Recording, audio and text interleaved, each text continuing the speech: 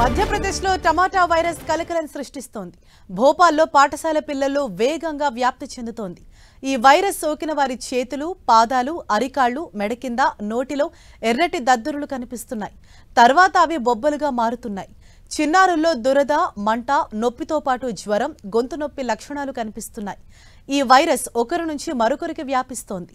దీంతో ఈ లక్షణాలతో బాధపడే వారిని ఇంటి దగ్గరే ఉంచాలని ఆయా స్కూల్ యాజమాన్యాలు తల్లిదండ్రులను అప్రమత్తం చేస్తున్నాయి.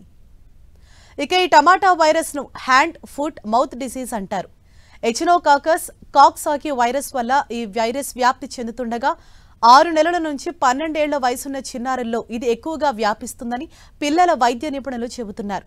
అయితే హ్యాండ్, ఫుట్, మౌత్ డిసీజ్ మామూలు సమస్యేనని, ప్రజలెవరూ భయాందోళనకు గురి కావాల్సిన పని లేదని వైద్యులు చెబుతున్నారు. వారం 10 రోజుల్లో దానంతట అదే తగ్గిపోతుందన్నారు. దీనికి కారణమయ్యే వైరస్ చాలా వరకు మల విసర్జన తర్వాత చేతులు సరిగ్గా కడుక్కోకపోవటం, పరిశుభ్రత పాటించకపోవటం వల్ల వ్యాపిస్తుందని తెలిపారు. వైద్య నిపుణులు తెలిపిన ప్రకారం ఈ వ్యాధి సోకిన వారు దగ్గినప్పుడు, తుమ్మినప్పుడు వెలువడే తుంపర్లతోనూ ఒకరి నుంచి మరొకరికి అంటుకుంటుంది. లాలాజలం వంటి శరీర స్రావాలతోనూ సంక్రమిస్తుంది. వైరస్ సోకిన 3 నుంచి 6 రోజుల్లో లక్షణాలు బయటపడతాయి. దీనికి ప్రత్యేకమైన చికిత్స ఏదీ లేదు.